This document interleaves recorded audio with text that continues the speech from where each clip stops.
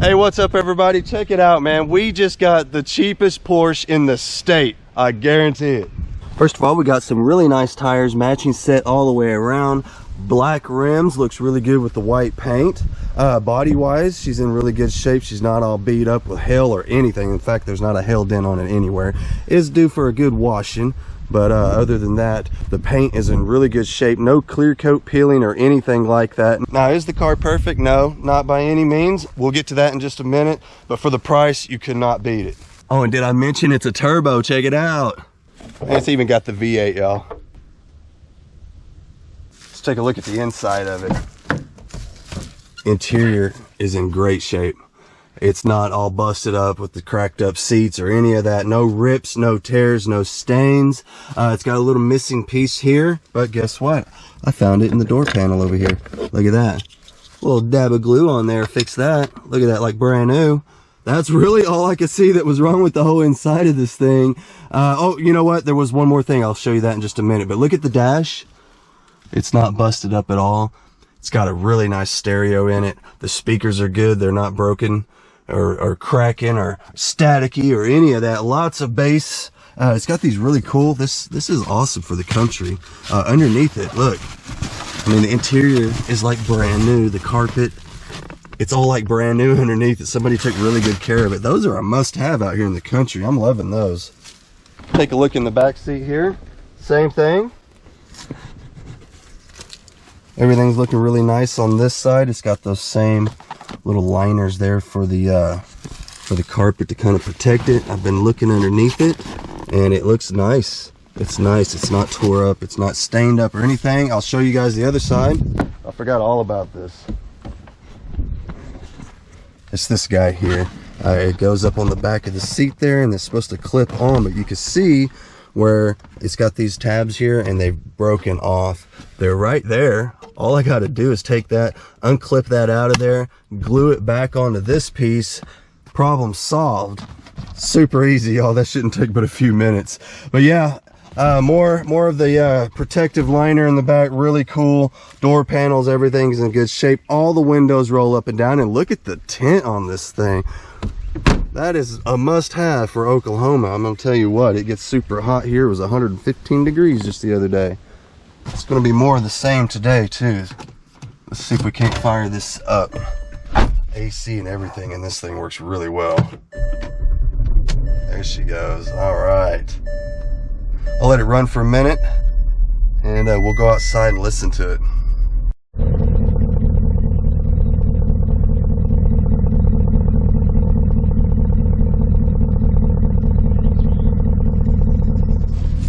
Man, that V8 sounds good. There's the miles on it, 168,887. I've already drove it around. We drove it all the way from the city down to here, good 30 miles, and it drove just fine. Drove absolutely fine. Look at that. Fancy. I'm not used to stuff like that. It's even got a button up here. Oh, look at that, man. I don't even know how to act. Have a look in the back here. Got the little sunshade thingy here, and look at that. It works. Nothing's broken. A lot of times when you get these used cars, stuff like that's missing, broken, whatever, and look at there, we got all of it. We've got the spare tire and all of the accessories, so we'll be able to change a tire on the side of the road in an emergency. Looks like we might have some paperwork here. I need to go through that, see what that is. It appears to be a manual of sorts. They do make, it's like they made a copy of the manual. Huh, I don't know. We'll check that out, see what's going on with that. But oh, they gave that free of charge. They even charged me extra for whatever that is. So anyway, let's do my fancy button here. Nice. All right, so here we go, man. This is the only thing really wrong with the car. It took a slight little smacking, and I mean, we're not talking about a high-speed collision or anything like that. They just backed into something and just kind of, you see here, this bottom piece is come unsnapped from the top piece. It's got these tabs that'll click right on in there. and then that would take care of that. It's in bad enough shape that I could probably repair it. It looks like someone's actually made a repair to it at one point already. But yeah, I mean, I could probably fix that, and it would be a lot cheaper than replacing it. So we'll explore our options on that. But I mean, that is all that's wrong with it, is that it's isolated to one little spot. The rest of the vehicle is absolutely fantastic, clean, free of hail damage, free of clear coat peeling. Luckily for me on this one, I don't have a lot to do as far as detailing. We'll just give it a quick little once over is about all it's going to need.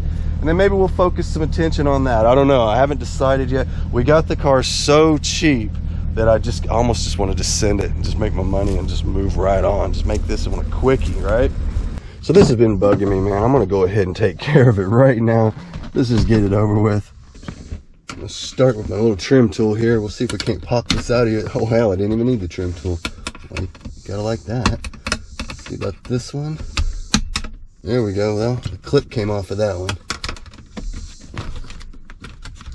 I'll probably have to get my pliers out, dig it from the back side. A little dab of super glue ought to get it. We should be able to stick it right back on here where it goes. We'll give that a few minutes to dry, and then we'll try sticking it on there. I was thinking we could stick this on while we're at it. Why not? We already got the glue out. Good as new. So I thought we'd get this thing out and drive it a little bit. I've already drove it off camera when we bought it, but I figured we'd drive it a little bit on camera because it does have a mechanical issue, and I wanted to see if I could get it to act up on camera, because it only does it hasn't done it to me at all. This is just what the owner tells me it does, but I haven't been able to get it to do it just yet. So I'm going to drive it around a little bit, put a few more miles on it than what I've already put on it, and see if I can get it to do it. And then I'll show you guys what it is.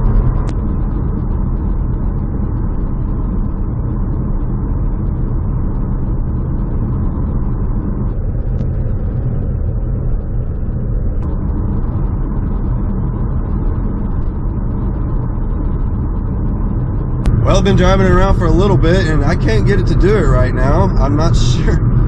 He says it does it after it warms up, but I mean, we're way warmed up at this point. I don't know what in the world, why I can't get it to do it. He said it's an intermittent problem. I'll go ahead and just explain it to you. It gets hung up in third gear. That's what happens. And I know what you're thinking. Weirdbeard, what are you doing, man? Ain't you had enough flips with transmission issues already? Why would you buy something with a known transmission issue? Well, it's a common issue on these, apparently. I did a little research before I pulled the trigger on this, and I did discover that these transmissions on these Porsche Cayennes, they're actually stout. They're good transmissions, but the valve body has a slight, just a little bit of a defect going on, and it only occurs once they get well over 100,000 miles, and sometimes just a simple transmission fluid change will fix the problem. But they said they tried that. They actually sent it to the Porsche dealership, had the fluid change, and it didn't fix it. And in fact, they diagnosed the problem right then and there from Porsche and said that the third gear shift solenoid is sticking, and that it typically does it after you've driven it around for a little while. And the fluid gets hot, and it just starts to kind of gum up that shifting solenoid. Common issue, not a big deal, believe it or not. And I've already ordered a repair kit. The aftermarket kicked in on these. They offer a repair kit so that you can actually take the shift solenoids out of this and repair them. And that's exactly what we're going to do. I thought it would be interesting. I thought it would make good content. And if it fixes it, which they say it will, how cool is that, man? How cool is that? Because we got this thing so cheap for something that is relatively easy to fix. All we got to do is pull the pan off of this transmission. We don't have to actually get inside of it, you know what I mean? We don't have to crack open the transmission casing or anything. Just take the pan off, which is actually easy to do on this one. So we're going to give it a shot, man. I got parts on the way. The parts were cheap. I think we can fix this thing for around $100, believe it or not, but that all remains to be seen. So stick with me on this one. We're going to crack into it and see if we can't get it straightened out.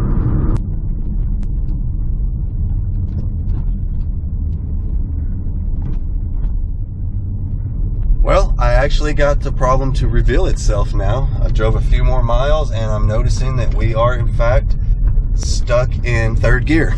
We were doing about 45-50 miles an hour and it's not shifting. So I'm gonna take it back. We'll get turned around here. I'm gonna take it back out on the main road and see if we can't get it to do it again. I don't see why it wouldn't. It should be stuck at this point, so let's give it a shot.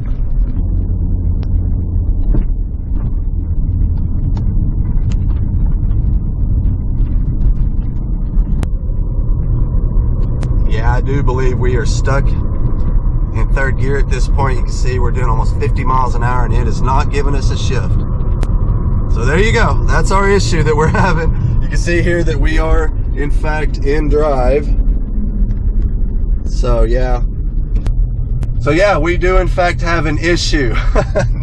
Well, you know, that's how it is, man. I mean, the guy said it had a problem and he let it go cheap because of it. So I didn't think he was lying. Now the way you got to do this is you got to actually pull over and turn the car off and restart it, and then it'll reset itself, I guess. Let's try it and see. That's what he told me anyway. Let's see if that works. That way we can get home. I want to drive home in third gear. Pull over right here, shut her down. See if we can get her going again.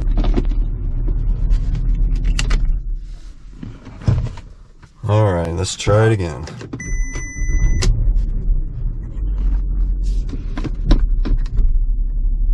All right, let's see if that gets us shifting. I don't know why that would make any difference. It seems like it would still get hung up again. Let's see. Nah, that didn't do nothing. We're still hung up. I think the only way to make it stop doing it is to let it cool back down and start over. Is the only real way. That's shutting it off and starting it again. They ain't gonna do nothing. I didn't think that would work, but anyway, luckily we're just a few miles down the road from the house. So we'll just cruise it along about 40 miles an hour. You see the RPM gauge is well above 2,000. I don't suppose I'll go any faster than that. We'll keep it about 40. Like I said, just a few miles away from the house. We're on an old backcountry road. The speed limit's only 45 anyway, so we'll be all right. We'll get to the house. The suspension, I will say, is nice and tight. This thing isn't banging and clanging, rattling, squeaking, or any of that kind of stuff, so that is definitely a plus. And this road is terrible. So yeah, this old country road's pretty rough, so for it to be riding this smooth, you know, that says a lot. So I think the car overall is in really good shape, inside and out. It just needs this one little issue straightened out, and I think we can do it. I tell you what, man, these cops probably play hell trying to find out if somebody's drunk or not. When you follow behind them and they're just swerving all over the place trying to dodge all these potholes, man. I can see why somebody would think, man, what is wrong with that guy? Oh, yeah, never mind. It's the road. Okay, we made it back. I told you we'd make it back. We're all right. So overall, I think we got a hell of a deal on this one. You guys leave me a comment. Tell me, what do you think? I know some of you are probably like, there's no way I would touch that thing with having transmission issues. But like I said, I did a lot of research on it. I think I could fix it, and I think I could fix it really cheap. So $4,000 for a Porsche Cayenne with 168,000 miles on it. Very clean inside and out. We got a little spot on the bumper. I think we could deal with it. I think we could fix that very cheap as well. The best thing is man, we ain't got to do a lot of cleaning on this. I mean, it's already clean. A quick little wipe down, a vacuuming, away we go on that. So that is definitely a plus. So anybody new to the channel, listen, when we get a hold of one of these flip cars, we gut them if we have to. We will take all the interior out, all the way down to the sheet metal, and we will clean this thing up and put it all back together, and it will be spotless inside. And then we'll go outside and we'll buff and we'll touch up and we'll do whatever we got to do. We even buff out the headlights on these things. So we do get very involved with our flip cars. And luckily on this one, I just don't see a whole lot of work. Even with the transmission, it's still it's just not a lot of work. I think it'll go easy. So whether or not the shift solenoids is going to fix this. You guys are going to have to tune into the next video and find out. I just wanted to introduce this thing to you guys and let you know where we're at. It's been a little while since we made a flip car video. In fact, it's been a little while since we made a video at all, and a lot of y'all have been checking on me wondering what happened to you, Weird Beard. Well, you know, life happens. That's all I can say. So anyway, I wanted to come back at you guys strong. So here we are with something that we've never done before. We've never flipped anything up in this price range.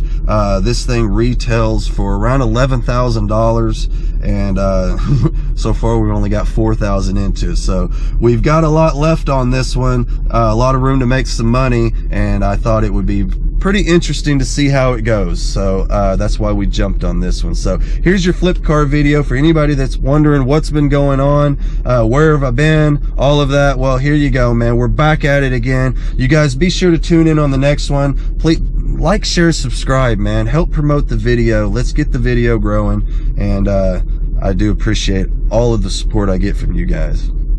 So hey, anybody wanting an update on the other flip, we got the Suzuki Intruder. That is our chopper that we built, and it is up for sale. We got quite a bit of interest on that one, in fact, and I've got it priced for $3,500, and it seems to be doing pretty good on there. I haven't had anybody come look at it yet, but it only takes that one guy. So anyway, lots of interest on it. I don't think we're gonna have any problem getting rid of that one. I think it'll go here pretty soon. So anyway, there's your update on that one.